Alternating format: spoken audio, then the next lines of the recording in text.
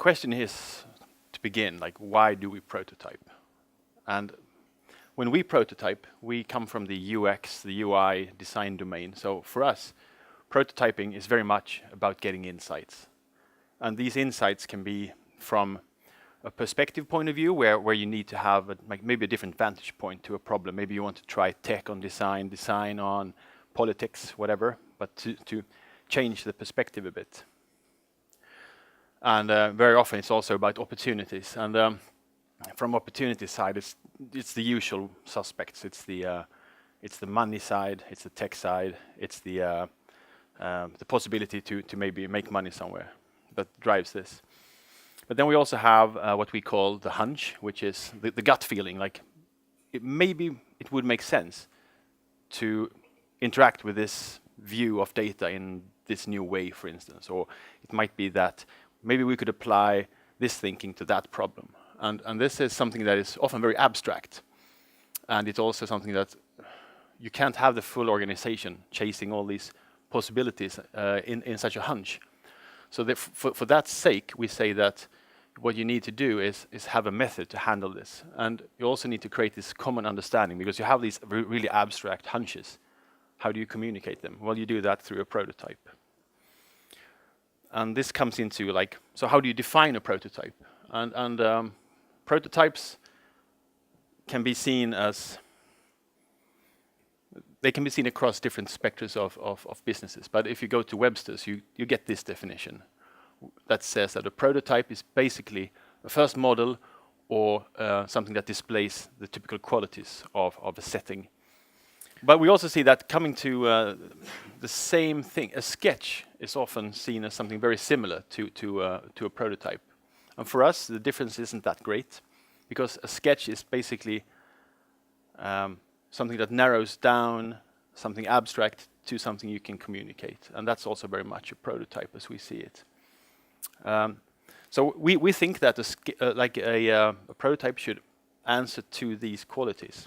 But what we, as sort of design-driven prototypers, also say, we strongly believe that a prototype should not be a blueprint for production.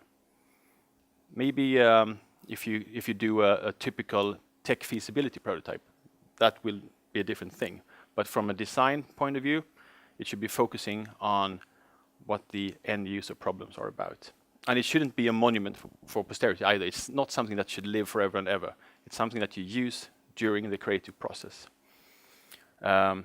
We think that if you have a good prototype that gets distributed in an organization, the more people that remix this, the better it is. So it's not something you should care about and cherish. It's something that should be used to communicate your ideas widely. And as we see it, a prototype can have different, like, fidelities or what it was. We're not really sure what to call it, but right now we're thinking that accuracy is a pretty good description of what we're looking at. So this is obviously this is a lo-fi prototype, at least in our minds, and we could do this with like Photoshop Pixel Perfects, and that would be a hi-fi prototype, but it wouldn't be accurate. And when we talk about accuracy, we talk about accuracy in terms of how close to the end user experience we are. Yeah. So that would be like it's close in terms of visual representation, but all the other parameters are way off. Like it doesn't, even if it doesn't interact. So obviously that parameter is really low. It has no like technical foundation, so that parameter is really low. And all these things that we want to get as close to as possible with a prototype. Well, so we call it accuracy, but And then you can take that further and sort of try to introduce other qualities to this, like maybe motion going between screens, doing a hand-drawn, interactive sort of UI flow prototype. But what we often do is we move into what we call interactive wireframes, and this is where the tooling we have comes into play. So we use this tool that we have developed called Noodl to help us take, as Emil said, higher accuracy, like higher fidelity representations of a UI, and we make them into an interaction prototype that you can start to sort of click around in. And when you do that, when you start to click around on it, and when you see it on a real screen, other attributes will become more evident. So you can sort of see that this will not make sense on that screen size. This is too small, this is too large, this navigation doesn't make sense. You can start to see those things really early on, but you're still using the same kind of deliverables as you would do even if you didn't prototype it. So there's no real cost to it. And then you can move on and you can add physicality. Often we do this when we do more holistic user experiences. When you have an industrial prototype, where you have something that might be mechanical or mechatronical that you interact with, we introduce that. But here you also have these levels of fidelity. You can do it as cardboard, you can do it with spit and glue, you can do it with 3D print, or you can take it like into the hack domain where you butcher up something else that you find that has similar sizes and so on, and glue that on. This is at the very far end of high accuracy, yeah. probably. But we could also introduce things like software, like APIs, online APIs, or well. Yeah, we can, and we will. Now, exactly. So what we can do with this tooling is we can add things like. So what if we hook this up to a cloud service, as MQTT be an example? What if we want to have data from a cloud of sensors into this UI? Then we can also start introducing these qualities in the prototype without having to introduce a team of developers that codes this. We typically do things with open hardware, like Arduinos, Raspberries. We use different REST APIs and MQTT brokers and whatever we need when we build these more holistic prototypes. So as you can sort of see, coming from the sketch side all the way up to this, you have something that is very much abstract to something that you can put in the hands of a test audience. And at this level, we start to think a bit about the two other, as we have learned, two very important things. One thing is we have concluded that you should try to avoid using the production environment you have. Because if you do that, you sort of get stuck into the refactoring, the quality assurance, all those blocks, all those sort of stop blocks that hinder you in being focusing on the actual user experience. Yeah, I think it's about the mindset as well. Like when you do prototyping, you want to be as quick as possible, to have as fast iterations as possible, and if you're stuck in your development environment and in your development mode, you will kind of, it's really hard to let go of those code quality things that you do when you're supposed to keep working on this for a long time. And you also get this emotional connection to it. Like this, I spent so much time on this chunk of code, so I don't want it to die at the end of the prototype. So we think it's nice if you see the prototype as something that you will not keep with you, something that could be discarded of. But we also say that use the real data from the world around you if possible, because we've seen that when you move beyond the lorem ipsums of user interfaces, it's a very costly thing to create synthetic data. It's better to use whatever you have available instead of creating a data set that will not reflect the real world and that will take time away from working with the data itself. And you will also, when you use the real data from the world around you, you will actually see how this reality gets mirrored into your prototype. And this is not only about picking real user photos and real user names in your contact list, because it's that too, but it's also including real sensor data in whatever service or product you're trying to express by your prototype. Yeah. So it could be living data as well as just static. And also you get another benefit. Say that you use, if you have a weather app and you use real weather data for this, whenever you show it to someone, instead of having you to end up every time explaining, yeah, I know it says it's sunny, but I know it's cloudy outside, you will have a reflection of reality. And that's something that impresses people. And it also adds the ability to test this on users. So you can actually use this prototype to start to validate the design itself. We also believe that a good prototype acts as a catalyst for the team to work around the prototyping and to look at the problems and opportunities, as we discussed before. So when we work with prototyping, we always end up in a team where we have multiple skills present. So we want to have a multidisciplinary team where we have someone that knows design, someone that knows motion design, someone that can create this prototype working together from day one. And an important point here is that we make a distinction between prototyping and the prototype. yeah, So it's the act of prototyping that acts as a catalyst in these teams and in these processes. true. So the actual prototype is not that important, but the act of prototyping is important. Yeah, and the good thing about having this team working is also that as the problems will sort of appear more obvious as the work with the prototype progresses, you will also be able to solve it because you have all the necessary skills available.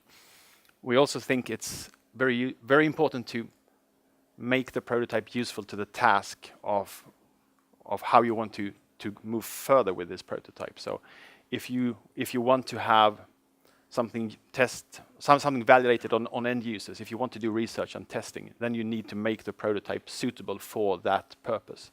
Or if you only need to show this to a boardroom, you shouldn't make it overcomplicated.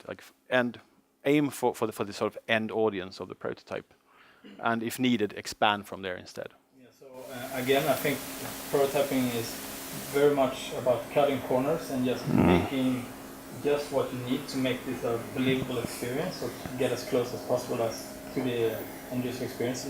If you know how you're going to present this in the end, it helps a lot to choose what corners you can cut. Yeah. What you can fake and what you need to implement for you and so on.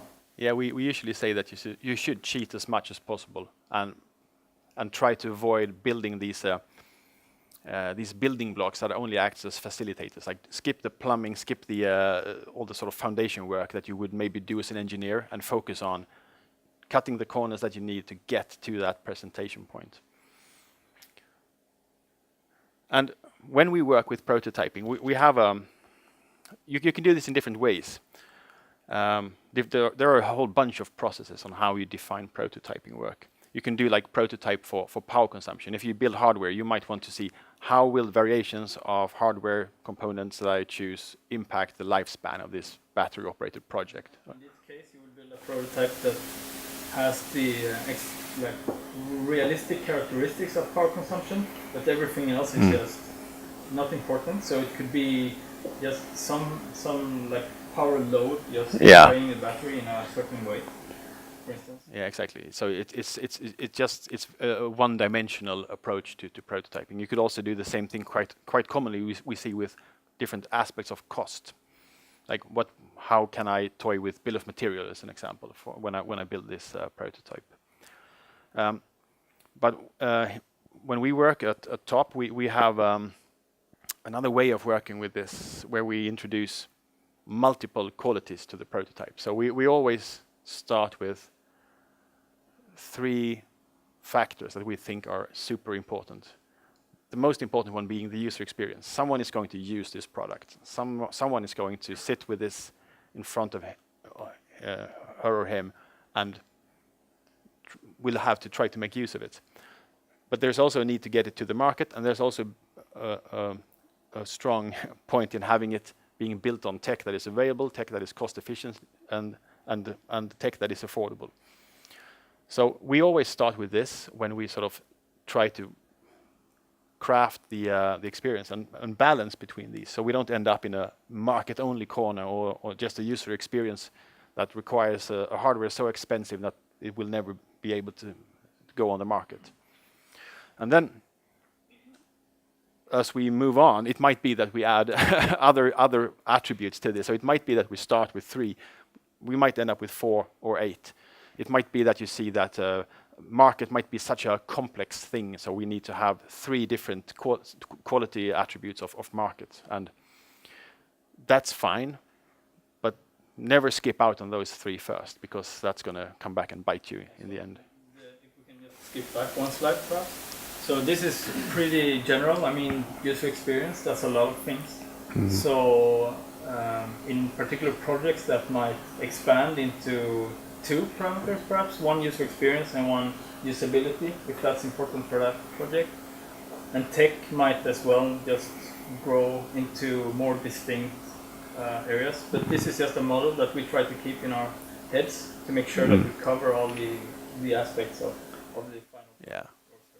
But it can also be something that is a bit more abstract. As like, what if we look at ethics, or if we look at so there's a whole bunch of other things you can add to a prototype that might make sense for that prototyping domain. But these 3 are very sort of general and always valid. Just out of curiosity, how many have seen a triangle like this or very similar to this before? Yeah, not as many as I suspected. No. There's always a triangle somewhere. Yeah. And then you can always then you have different purposes. Why do you prototype? And as we see it, there's a horrible lag on this projector. I see. I can still read user experience. So you can prototype for discovery.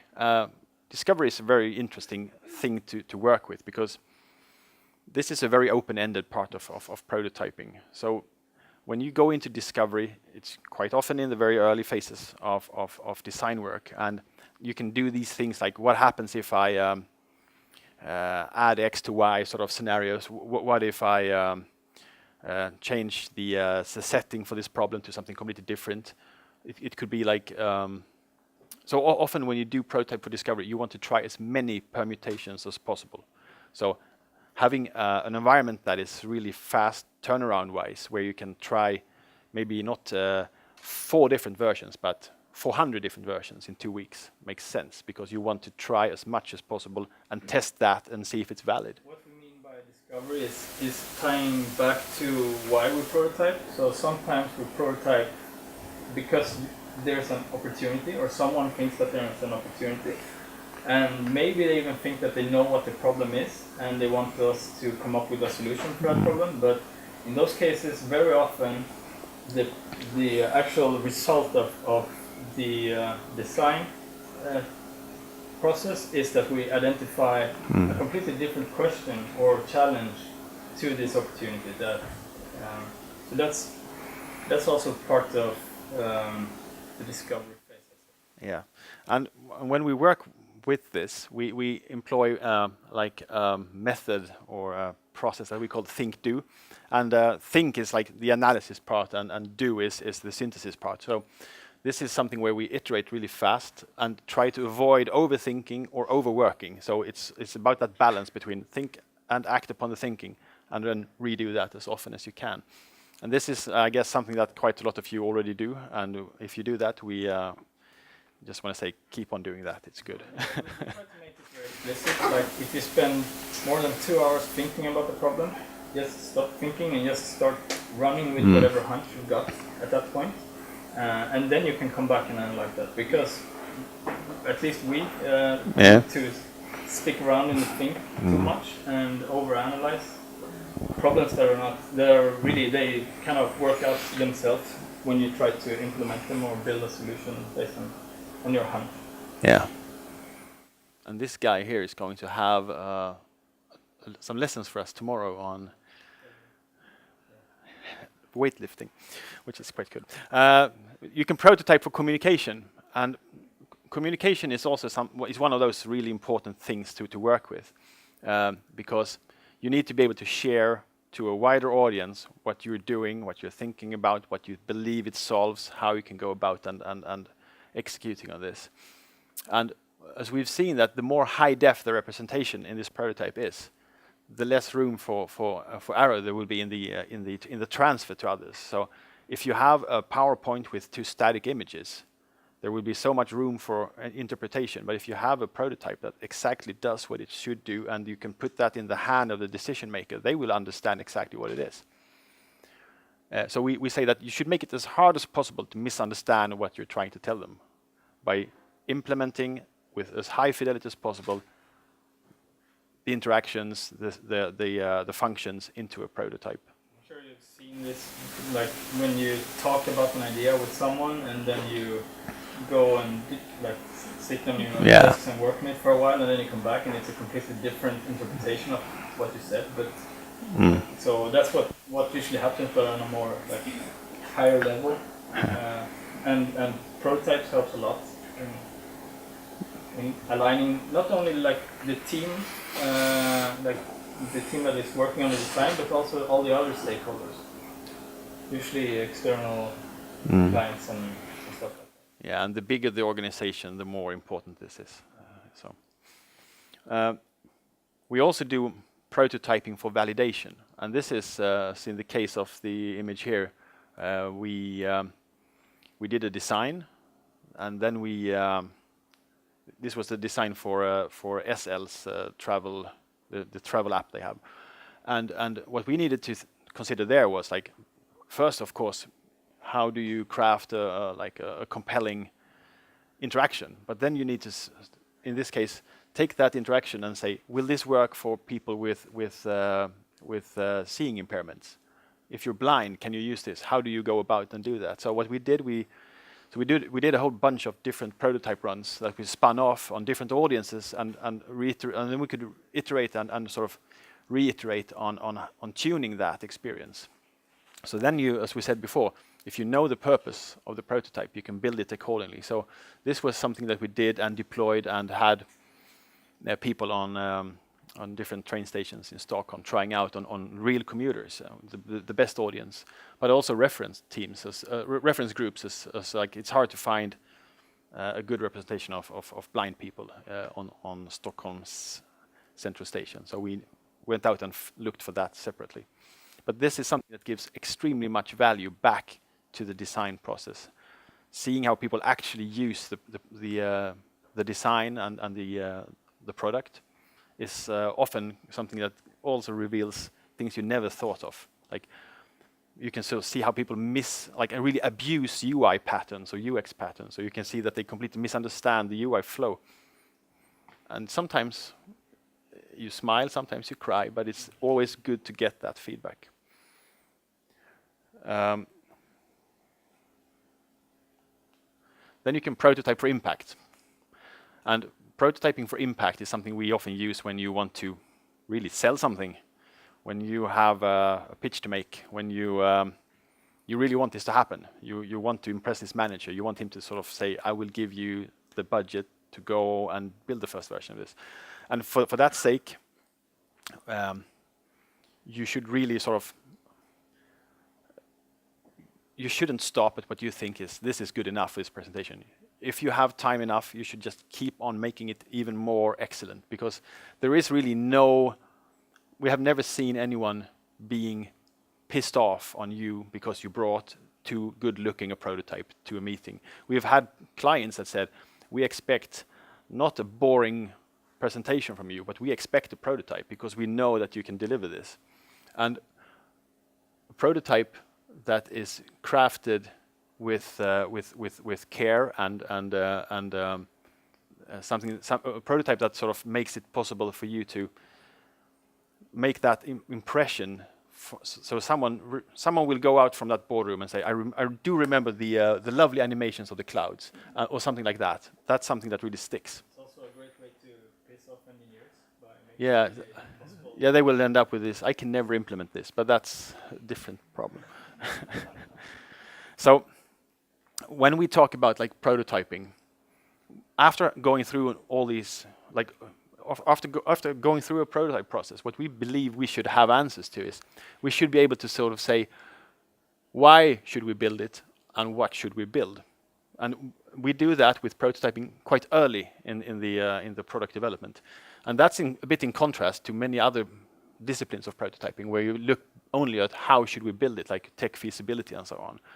So what we see here is in the beginning is that we do a fairly intense period of prototyping, and then it fades out a bit. The prototype is still being used. It's being used as something that communicates the sort of virtues of the idea and so on, but it's not being reused in its current form. If you look at other typical API prototypes, framework prototypes, they usually have a lasting value and you might reuse and so on, but they're a bit more costly.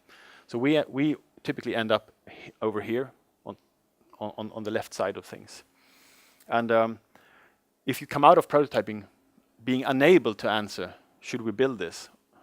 Or if you're feeling like uncertain on what should I build, then you need to spend more time on the prototyping before you go into the more expensive part of tech and building real things with teams that cost much more money than having 3 people prototyping. Yeah, so what doesn't show in this really nice picture is that there are like 5 guys perhaps at most, and over here there are a lot of resources. Yeah, and these resources on this side are often in competition with running projects and so on. So when you start to engage with these, you should be pretty damn sure what they're supposed to build.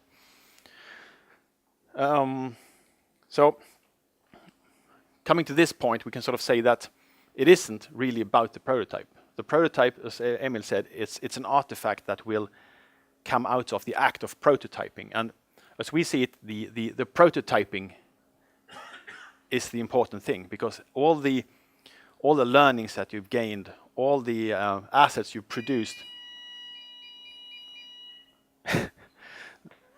those are the things that you can carry with you.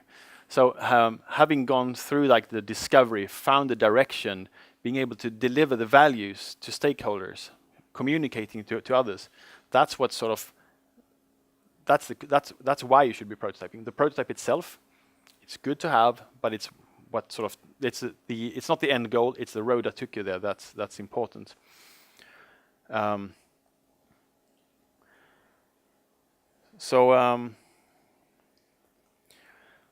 Yeah. So there's this like the value of the prototype doesn't really correlate with the value of the prototyping. I think that's sort of the sort of takeaway from this. Is that sounds a bit unclear and muddled when I say it, but. I think so. The prototype itself does have a value. I mean, we can use it as an artifact for communication. We can use it in testing for validation, and probably many other useful things like getting stakeholder buy-in and so on. But it's the act of doing the prototyping has a value in itself. So you shouldn't mix them up. So even if you throw away the prototype at the end of the project, you still have a great value of doing it. So I guess that's what another way of doing it. Bueno. So then you come to this point where you built this prototype. You think you have all the questions answered. So what do you do now? And do you burn it and leave it behind? Sometimes you might, but often. Oh, sorry, you want to talk about that? Often it's more like a metamorphosis. It's like you have these learnings, you have these assets, you have the design you did, you have all the animations you've done, all the navigation, so you have all those artifacts that you will use to build your product. But what we say is, don't build your product on the prototype, but use the prototype to build your product, because that will save you from a whole lot of troubles in taking something that wasn't built for the task of being produced. Or looking at it from the other direction, if you have a prototype that is suitable for production, or acting as a foundation for production, you're not doing it right. You spend too much time on code quality and all those things. Yeah. Or you have too much of a budget and do both. Yeah, exactly. So we say that. So what you have is not this blueprint of how to build the house, but what you do have is the architect's sketch or the 3D model. You have the mutual understanding. You have this wonderful communication that's happened between all the stakeholders, the developers, the designers. Everyone is in clear understanding on what should we be building here, and you also have, if you have if you work with a client that is very active, you have been through the acts of maybe iterating a whole bunch of ideas with the client, and And this entire thing has sort of led you to something that everyone can look at and everyone understands that, yes, we will build this. It has all these attributes. It will be beautiful. It will be lots of concrete and glass. And the contractor that will build this house, and he can sort of understand what he needs to know to be able to go back and do the preparations for the blueprints, for the analysis of can I really do this in concrete without having it breaking apart and so on. So you have all these sort of foundations for everyone to go about and do their business. You also have a whole bunch of assets that you can reuse. So typically, when you've done a prototype, the visual guy he's done all his stuff. The motion design is there. You have all these assets that are actually in a format where they make sense on a screen that you can start to use in the real development. So what you have really is the best specification you will ever have. You have this live specification that everyone can try. You have the assets that goes into this. You have the ability to sort of extract all the layouts and all those things. But you shouldn't use the prototype. But you should use these findings and these artifacts from the prototype. And that pretty much concludes what we would like to say in terms of prototyping.